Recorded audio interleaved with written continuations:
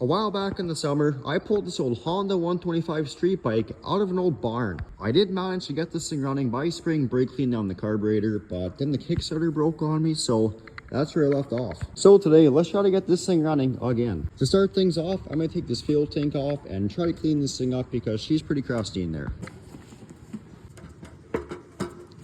I got this fuel tank off the bike, and I also got the pressure washer hooked up too, so I'm gonna try to blast some hot water in this fuel tank and try to get all the rust out of there. Well, I gave this fuel tank a wash and it is a little better in here, but it's still pretty rusty, so I'm gonna ditch this fuel tank for now and just use something else. Since we got this fuel tank somewhat cleaned up, now let's move on to this carburetor. Well, it took me a long time to get this carburetor off because the slide was stuck pretty bad in the carburetor, but we got this thing off, so let's go clean this thing up.